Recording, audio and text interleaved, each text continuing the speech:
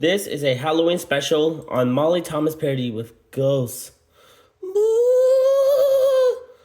Spooky.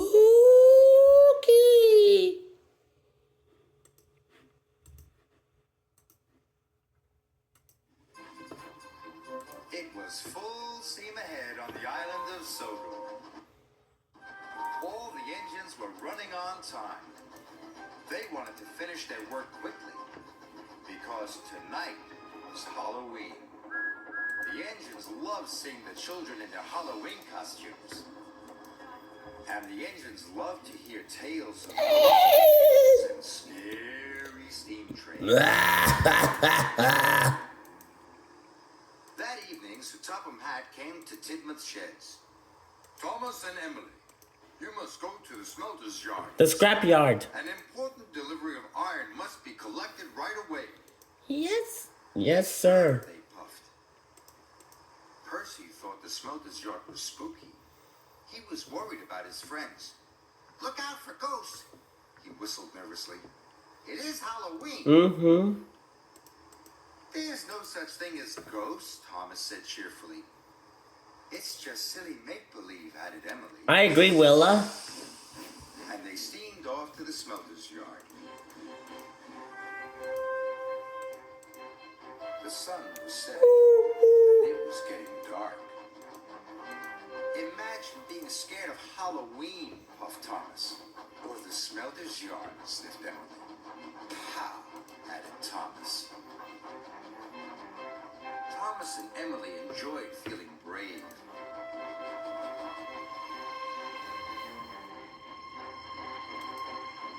But when they got to the smelter's yard, it was very spooky. No. Oh my, whispered Emily.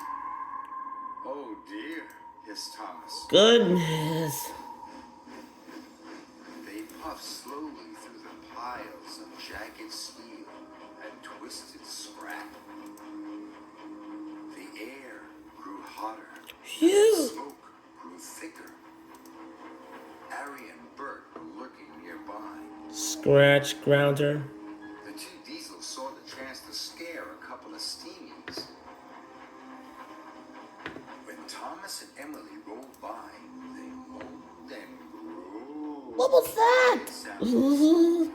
What was that? Snapped Emily. You said there was no such thing as ghosts. Yeah, Molly. Silly make-believe, you said, gasped Thomas. I agree. Suddenly a freight car began to shudder and shake.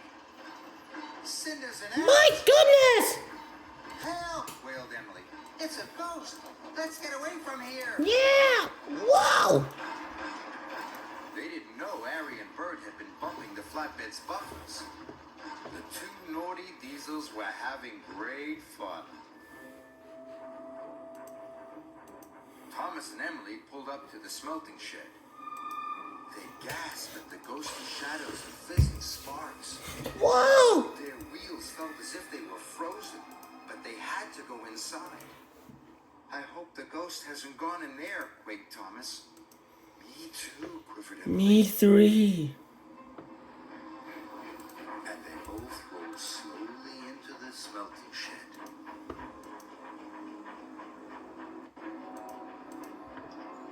Inside, chains clanked and strange shadows danced across the walls. Must be brave. Must be brave. Thomas puffed. But it was spooky. Dope. Emily was turning around, ready to shun some freight cars. Suddenly, a great bush of sparks lit up the shed. Bust my bumpers, cried Emily. Emily was scared. She didn't notice the huge white tarp. It fell, covering her from funnel to footplate. The ghost! It's got me! Whoa! Spit pump. Thomas thought Emily was the ghost, and he raced out of the smelting shed. Mamma mia! The ghost is after me, cried Thomas. Me too! Arry and Bert thought Emily was the ghost too, and they raced away. Thomas was right behind them, and Emily was right behind Thomas.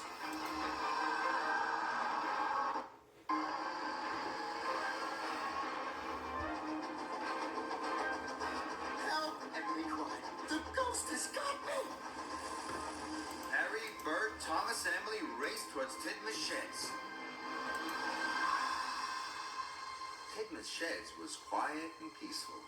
All the engines were fast asleep. Thomas's whistle soon woke them up. "It's Thomas!" cried Percy. "Something must be wrong." Suddenly, he saw Thomas, Arry, and Bert racing into the yards. "Stop!" he cried. Arry, Bert, and Thomas applied their brakes. They stopped just in time. "The ghost is after us," whistled Thomas. Percy was scared. Let's see who's the Just ghost. then, Emily raced under a signal and the tarp flew off. That's not a ghost. It's Willa! "That's no ghost," said Percy. "That's Emily."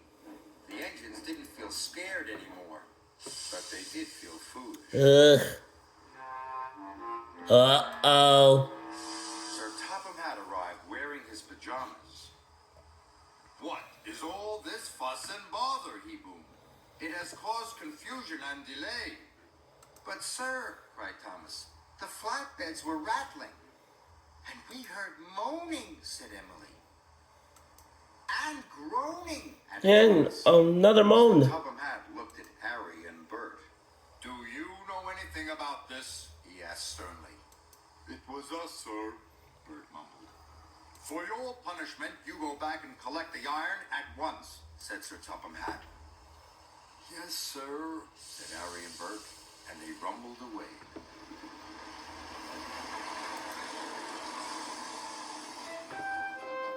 Whenever Thomas and Emily went back to the smelter's yard, they knew there was nothing to be scared of.